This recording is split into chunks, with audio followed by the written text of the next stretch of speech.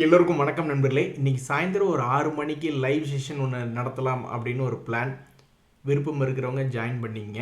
ஒரு ½ hour. நண்பர்களே, இந்த சமயத்தில் ஒரு நண்பர் போட்டிருக்கக்கூடிய கமெண்ட் வந்து உங்களுக்கு உதவி செய்தான்னு பாருங்கள். அவர் சொல்கிறாரு, நான் ஸ்டாக் மார்க்கெட்டில் ஈக்விட்டிலி நிறைய ஷேர்களில் வாங்கி வச்சுருக்கேன். அதுலாம் லாபம் திரும்பி கொஞ்சம் கொஞ்சமாக லாபத்துக்கு வந்துக்கிட்டு இருக்குது. ஆனால் நான் இந்த கமாடிட்டி எஃப்என்டோவில் வந்து நான் விட்ட ஒரு 8 லட்சம் ரூபா பணம் எப்போ திரும்பி வரும் அப்படின்ற மாதிரி யோசிச்சுட்டு இருக்காரு. ஸோ நம்மளுக்கு இங்கே என்ன படிப்பினை அப்படின்னு பார்த்தோம்னா, ஸ்டாக் மார்க்கெட்டில் ஈக்விட்டியில் முதலீடு பண்ணி இன்வெஸ்ட்மெண்ட் பண்ணி வைக்கிறது ஒரு கட்டத்தில் உதவி செய்யலினாலும் மறுபடியும் எப்பாவது ஒரு டைம் வந்து கொஞ்சம் கொஞ்சமாக ரெக்கவரி ஆகி மேலே வந்துடும். அப்படிதான் இந்த சமீபத்தில் சீமென்ஸ் எனர்ஜி அப்படின்ற ஷேர் கீழிருந்து மேல் நோக்கி ஏறி வந்திருக்கு.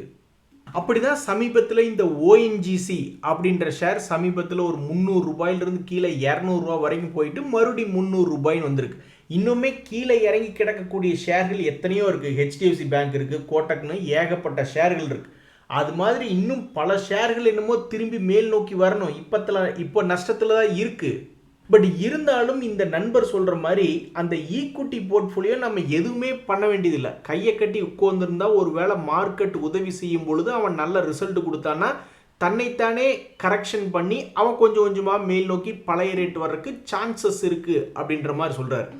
ஆனால் இந்த ட்ரேடிங் பண்ணி இழந்த நஷ்டத்தை எப்படி திருப்பி எடுக்கிறது அப்படின்ற மாதிரி யோசிச்சுட்டு இருக்காரு. இங்கே தான் நீங்கள் ஒரு மிக முக்கியமான தகவலை பார்க்கணும். நான் இதுவரைக்கும் பார்த்ததில் நிறைய ரீட்டைல் ட்ரேடர்ஸ் எல்லாம் வந்து ட்ரேடிங் பண்ணுறாங்க, டெரிவேட்டிவ்ஸ் மார்க்கெட்டில் எஃப்என்டோ பண்ணுறாங்க. ஆனால் நிறைய பேர் ஜெயிச்சதில்லை. செபியினுடைய தகவலுமே என்ன சொல்லுதுன்னா, 100 பேர் ட்ரேட் பண்ண வந்தாங்கன்னா அதில் 10 பேர் தான் ஜெயிக்கிறாங்க அப்படின்ற ஒரு தகவல்.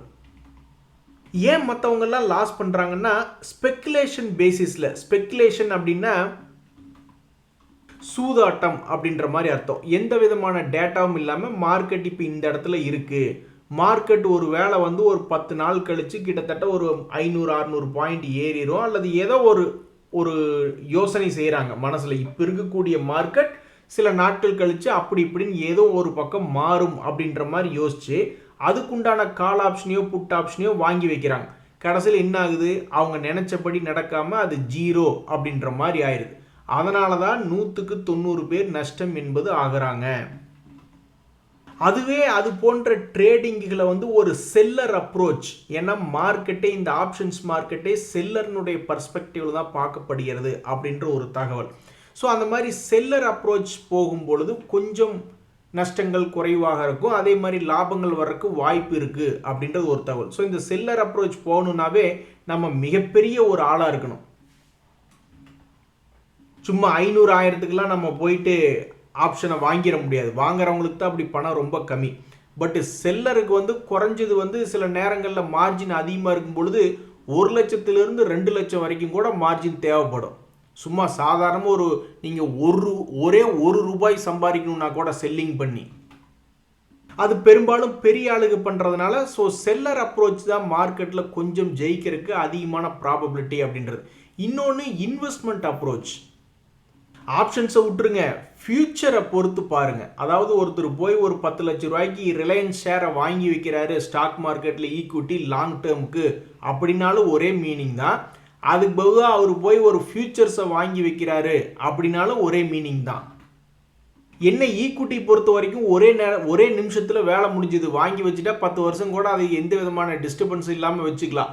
பட் ஃபியூச்சர்ஸ் கான்ட்ராக்டில் போய் நம்ம எடுத்தோம் அப்படின்னா அது வந்து 3 மாதமோ 1 மாத கான்ட்ராக்டோ எடுத்து வச்சுருக்கோம் அப்படின்னா அந்த கான்ட்ராக்ட் முடிஞ்சோடனே அதுக்கப்புறம் அதை நம்ம ரோல் ஓவர் பண்ணணும், இல்லைன்னா அது எக்ஸ்பைரி ஆகிடும். அதே மாதிரி ரோல் ஓவர் பண்ணுறப்ப ஏதாவது சார்ஜஸ் வரும். அண்டர்லைன் ப்ரைஸுக்கும் ரோல் ஓவர் பண்ணும்போது ஏதாவது டிஸ்கவுண்ட்லேயோ அல்லது ப்ரீமியத்துலேயோ போகும். அதையெல்லாம் கொஞ்சம் மாற்றி மாற்றி பண்ணணும். எது எப்படியோ இப்போ இவங்க பண்ணக்கூடிய ட்ரேடிங்கே வந்து ஒரு இன்வெஸ்ட்மெண்ட் பர்ஸ்பெக்டிவில் இந்த ஃபியூச்சர்ஸ் உபயோகப்படுத்துகிறாங்க அப்படின்னா அதனுடைய கணக்கு வேறையாக இருக்கும். அதனால் நண்பர்களே, ஸ்டாக் மார்க்கெட்டுக்குள்ளே புதிதாக வரக்கூடிய இன்வெஸ்டர்கள் மொத்தம் 3 விதம் தான் இருக்குது. ஒன்று, காசு போட்டுக்கிட்டே இருப்போம் எஸ்ஐபி மூலியமாக, அது டைரெக்டாக ட்ரேடிங் அக்கௌண்ட் வழியாக டைரெக்டாக ஸ்டாக்ஸ் வாங்கினாலும் சரி, மியூச்சுவல் ஃபண்ட்ஸ் வாங்கினாலும் சரி. எதிர்காலத்தில் மிகப்பெரிய ஒரு சொத்து சேர்த்தணும் அப்படின்னா கண்ணை மூடிட்டு தொடர்ந்து ஒவ்வொரு மாதம் எஸ்ஐபி மூலியமாக பணத்தை போட்டுக்கிட்டே வர்ற நம்மளுடைய போர்ட்ஃபோலியோ பில்ட் பண்ணிக்கிட்டே வந்தோம்னா அது ஒரு காலத்தில் மிகப்பெரிய ஒரு பணமாக வளர்றதுக்கு வாய்ப்பு என்பது இருக்குது. இல்லை என்னால் 10 வருஷம் 20 வருஷமெல்லாம் லாங் டேர்மெல்லாம் பார்த்துக்கிட்டு இருக்க முடியாது, அப்பப்போ எனக்கு பண தேவை என்பது இருக்குது, ஒரு இன்கம் வரணும், அதனால் நான் ட்ரேடிங் போகிறேன் அப்படின்றவங்களுமே வந்து பெரும்பாலும் ஸ்டாக்குகள் ஏதாவது ஒரு சப்போர்ட்டில் வந்து விழுகுதா, அதுக்கப்புறம் மேலே போது லாபம் பண்ணுறோம், அல்லது கீழே போகிற மாதிரி இருந்தால் ஸ்டாப் லாஸ் போடுறோம், அல்லது மறுபடியும் புது பணத்தை எடுத்துகிட்டு வந்து வேறு ஏதாவது ஒரு பங்குகளை இந்த ஷேர் மேல் நோக்கி ஏறுற வரைக்கும் வேறு ஏதாவது பங்குகளை அட்டெம்ப்ட் அடித்து பார்க்க முடியுமா, அதுவும் கீழே போயிடுச்சுன்னா சில பேர் ஸ்டாப் லாஸ் போட மாட்டாங்க, அது வர்றப்ப வரட்டும், மறுபடியும் வேறு பணத்தை எடுத்துகிட்டு வந்து மறுபடியும் வேறு ஏதாவது பங்குகள் சப்போர்ட்டில் கீது விழுகுதா அப்படின்ற மாதிரி பார்க்கக்கூடிய ஷார்ட் டேர்ம் இன்கம்காக ட்ரேடிங் பண்ணுறவங்களும் இருக்காங்க ஈக்விட்டி மார்க்கெட்டில். இவங்களுக்குமே மார்க்கெட் கொஞ்சம் சப்போர்ட் பண்ணும்பொழுது லாக் ஆனதெல்லாம் ஒரு கட்டத்தில் வந்து ரிலீஃப் ஆகிடுது பெரும்பாலும். இன்னொருத்தர் வந்து ஐயோ ஸ்டாக் மார்க்கெட்டா அது ரொம்ப பயமாக இருக்குதுப்பா, அதுக்கு பொதுவாக நான் என்ன பண்ணுறேன்னா ஒரு பணத்தை நான் போடுறேன், அது மேலே போனாலும் சரி கீழே போனாலும் சரி எனக்கு கவலை இல்லை, ஆனால் அவன் டிவிடெண்டை கரெக்டாக எனக்கு வந்து ஒரு வருஷத்துக்கு 6% 8% 10% டிவிடெண்ட் அவன் கரெக்டாக கொடுத்துடணும், ஸ்டாக்கினுடைய ப்ரைஸ் மேலே போனாலும் கீழே போனாலும் எனக்கு கவலை இல்லை, நான்லாம் சில டிவிடெண்ட் தரக்கூடிய ஷேர்களை தான் நான் எடுத்து வச்சிருவேன். ஸோ அதனால் அவன் மேலே போனாலும் எனக்கு கவலை இல்லை, கீழே போனாலும் எனக்கு கவலை இல்லை, எனக்கு வருஷத்துக்கு ஓரளவுக்கு டிவிடெண்ட் கொடுக்குறானா அப்படின்ற மட்டும்தான் நான் பார்ப்பேன். ஸோ இந்த மாதிரி கான்செப்டில் இருக்கிறவங்க ஓரளவுக்கு ஸ்டாக் மார்க்கெட்டில் ஓரளவுக்கு ரெடியாகி வந்துடுறாங்க. ஆனால் இந்த எஃப்என்டோவில் ட்ரேட் பண்ணுறவங்க தான் இந்த மாதிரி ஏதாவது ஒன்று லாஸ் ஆயிடுச்சுன்னு வச்சிங்களேன், அதை எப்படி கரெக்ட் பண்ணி எடுத்துகிட்டு வர்றது அப்படின்றது கொஞ்சம் யோசனையாக இருக்குது. இதுவே ஈக்விட்டியில் வாங்கி வச்ச ஷேர்கள் வந்து அவங்களே கரெக்ட் பண்ணி ஒரு கட்டத்தில் நெகட்டிவ்லேருந்து பாசிட்டிவ் வந்துடுது. அதனால் அந்த ஃபியூச்சர்ஸையே ஒரு இன்வெஸ்ட்மெண்ட் மாதிரி பண்ணுறவங்க கூட ஜெயிச்சு வந்துடுறாங்க. அந்த ஸ்பெக்குலேட்டிவ் பேசிஸில் போகிறவங்க தான் மாட்டிக்கிறாங்க, அல்லது இந்த மாதிரி ஒரு டெசிஷன் எடுத்து எந்தாவது ஒரு சைடு போகிறவங்களும் ஓரளவுக்கு ஜெயிச்சிடுறாங்க. மாட்டிக்கிட்டு மறுபடியும் அந்த பணத்தை வெளியே எப்படி எடுக்கிறதுன்னு தெரியாமல் யோசனையாகவே இருக்கிறது எந்த செக்மெண்ட் அப்படின்னு பார்த்தீங்கன்னா அது எஃப்என்டோ தான். இன்னொரு நண்பருமே கமெண்ட் போட்டிருந்தார், இந்த 3 மாதத்தில் மட்டும் நான் வந்து கிட்டத்தட்ட 7 லட்ச ரூபா உள்ளே போட்டுட்டேன், ஐடிசியில் மட்டுமே 670 ஷேர் வாங்கி வச்சுருக்கேன் அப்படின்ற மாதிரி சொல்லியிருந்தாப்புல. ஸோ இந்த மாதிரி ஒவ்வொரு மாதமும் அல்லது 3 மாதத்துக்கு ஒருக்க 7 லட்ச ரூபா முதலீடு பண்ணக்கூடியவங்கெல்லாம், அந்த கெப்பாசிட்டி இருக்கிறவங்கெல்லாம் 3 மாதம் கழித்து என்ன ஷேர் வாங்கலாம் அப்படின்ற மாதிரி தான் யோசிப்பாங்களே ஒழிஞ்சு, நம்மளை மாதிரி ஏதாவது மந்த்லி ஏதாவது இன்கம் கிடைக்கணுமே ஷார்ட் டேர்மில் அப்படின்னு இருக்கிறவங்க நம்ம என்ன நினச்சிக்கிட்டு இருப்போம், வாங்கி வச்ச ஷேர்கள் மேலே வருதா அப்படின்னு நம்ம பார்த்துக்கிட்டு இருப்போம். ஆனால் இந்த மாதிரி இருக்கக்கூடிய நண்பர்கள் என்ன பண்ணுவாங்க, சரி இந்த 3 மாதத்துக்கு ஒரு 7 லட்சத்தை சரிச்சு விட்டோம், அடுத்தது ஒரு 3 மாதம் வரும்பொழுது பணம் வேற வந்துடும், அதுக்கு எந்த ஷேரை வாங்குறது, அப்படி வாங்குறதுல மட்டும்தான் கவனமாக இருப்பாங்க. அதுக்கு தான் நான் சொல்கிறது அப்படின்னு வீட்டம்மா என்ன சொல்கிறாங்கன்னா, வெளிநாடு போங்க, கை நிறைய சம்பாதிங்க, அப்புறம் உங்கள் இஷ்டம் போல் மாதமானால் அதை அந்த இதில் பணத்தை போடுங்க, இந்த இதில் பணத்தை போடுங்க அப்படின்றது. அதில் பாருங்கள் நண்பர்களே, சமீபத்தில் இந்த பிஎஸ்சியினுடைய சென்செக்ஸ் வந்து செமி ஆனுவல் ரீஷஃபிள்னு வருது. அதாவது இவங்க வந்து என்ன பண்ணுறாங்க அப்படின்னா, இப்போ நீங்களே ஒரு 10 ஷேர்ஸ் வாங்குறீங்க, அதை எப்போ நீங்கள் திருப்பி பார்ப்பீங்க, நம்ம 1 மணி நேரத்துக்கு ஒருக்க பார்த்துக்கிட்டு இருப்போம் எதை மறுபடியும் ஆட் பண்ணுறது விற்கிறது அப்படின்ட்டு. ஆனால் பெரிய பெரிய இண்டெக்ஸில் என்ன பண்ணுறாங்கன்னா 6 மாதத்துக்கு ஒருக்கா தான் எந்த ஷேர் பெருசாக கீழே இறங்கிட்டான், அவங்களுடைய கிரிட்டீரியா படி கரெக்டாக இல்லை, அப்போ வேற ஏதாவது மேல் நோக்கி இருக்கக்கூடிய ஷேர்களை வந்து ஆட் பண்ணி வைக்கலாம் அப்படின்ற மாதிரி ரீஷஃபில் பண்ணுவாங்க. ஸோ தற்போதைக்கு இந்த சென்செக்ஸ்னுடைய 30 ஷேர்களை பார்க்கும் பொழுது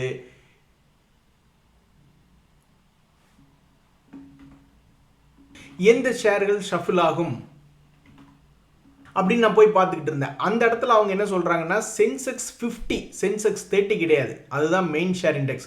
ஸோ சென்செக்ஸ் 50, பிஎஸ்சி 100, நெக்ஸ்ட் 50 அதுலெல்லாம் வந்து சேஞ்சஸ் இருக்குது. ஜூன் 22, 2026 அன்னைக்கு சேஞ்சஸ் ஆகும். ஆனால் அதுவே இந்த பிஎஸ்சி சென்செக்ஸினுடைய 30 ஷேர் இண்டெக்ஸ்லேயோ அல்லது பிஎஸ்சியினுடைய பேங்காக் இண்டெக்ஸ்லேயோ எந்த விதமான சேஞ்சஸ் இல்லை அப்படின்ற மாதிரி சொல்லியிருக்காங்க.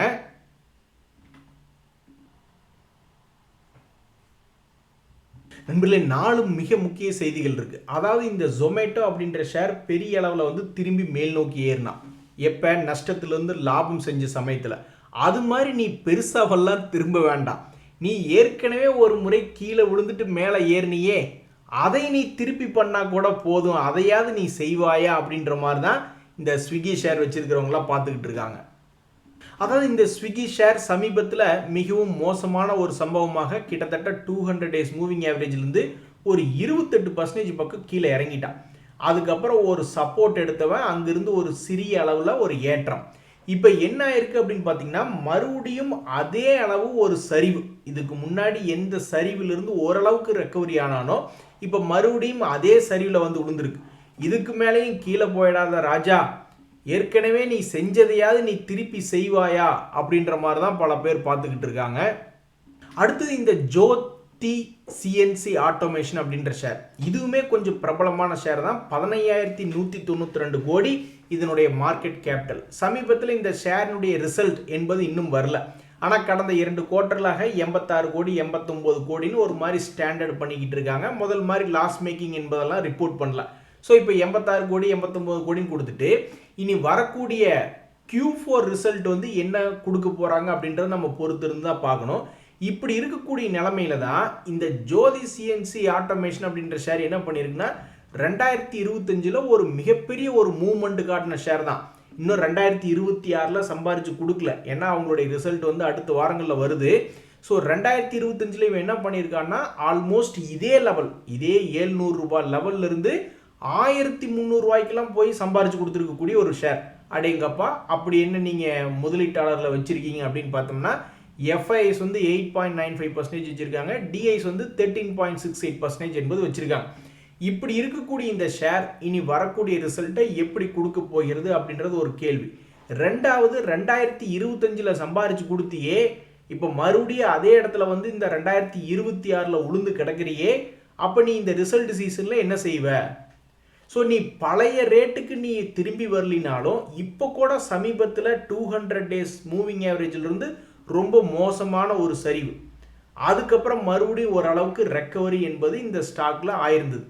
இப்போ மறுபடியும் என்ன ஆயிருக்குன்னா 200 டேஸ் மூவிங் ஆவரேஜ்லேருந்து ஆல்மோஸ்ட் ஒரு 23% தள்ளி ட்ரேட் ஆகிட்டு இருக்கு. இதுவுமே வந்து ஒரு ஒஸ்ட் கேஸாக இருக்கு. அப்போ நீ பிக்கப் ஆவியா மாட்டியா? உனக்கு வரக்கூடிய ரிசல்ட் உனக்கு உதவிகரமாக இருக்குமா இல்லையா அப்படின்றதா தற்போதைய கேள்வியாக இருக்குது. ஸோ அடுத்த வாரத்தில் ஃபோக்கஸில் இருக்கக்கூடிய ஷேர்களில் இந்த ஜோதி சிஎன்சி அப்படின்ற ஷேருமே இருக்குது. நண்பர்களே, அடுத்தது இந்த விக்ரம் சோலார் அப்படின்ற ஷேர், இதுவும் வந்து இப்போ சமீபத்தில் ஃபோக்கஸில் இருக்கக்கூடிய இந்த வாரி எனர்ஜிஸ், பிரீமியர் எனர்ஜிஸ் போன்ற ஷேர்கள் இருக்கக்கூடிய செக்டர் தான். ஆனால் இவங்க பண்ணக்கூடிய லாபம் என்பது கொஞ்சம் குறைவாக இருக்குது. 110 கோடி லாபம் அப்படின்ற மாதிரி இருக்குது. இப்படி இருக்கக்கூடிய இந்த ஷேர் சமீபத்தில் வந்து என்ன ஆயிருந்தது அப்படின்னு பார்த்தீங்கன்னா சரிவில் இருக்குது. ஒரு 380 ரூபாயிலிருந்து கீழே 165 ரூபா வரைக்கும் போயிட்டு இப்போ 198 ட்ரேட் ஆகிட்டு இருக்கு. இந்த ஷேரினுடைய ரிசல்ட் வந்து சமீபத்தில் ரொம்பவுமே மோசமாக கொடுக்காம ஓரளவுக்கு 110 கோடி அப்படின்னு லாபம் கொடுத்துருக்காங்க. அதே மாதிரி இதனுடைய முதலீட்டாளர்களை எஃப்ஐஎஸ் 2.94 மற்றும் டிஐஸ் 4.8 அப்படின்ற மாதிரி இன்ஸ்டிடியூஷனல் ஹோல்டிங்ஸும் இருக்குது. இப்படி இருக்கக்கூடிய நிலைமையில இந்த விக்ரம் சோலார் ஓரளவுக்கு பாசிட்டிவ் மொமெண்டம்ல இருந்து ரொம்பவுமே மோசமாய் கீழே இப்போதைக்கு ஒரு சப்போர்ட் எடுத்து ட்ரேட் ஆகி கொண்டிருக்கக்கூடிய இந்த விக்ரம் சோலார்ல மறுபடியும் ஏதாவது பில்டப் இது வருமா இல்லையா அப்படின்றதான் பல ட்ரேடர்கள் பார்த்துக்கிட்டு இருக்காங்க. சரிங்க நண்பர்களே, நம்ம ஒரு 6 மணிக்கு லைவில் சந்திப்போம். நன்றி, வணக்கம்.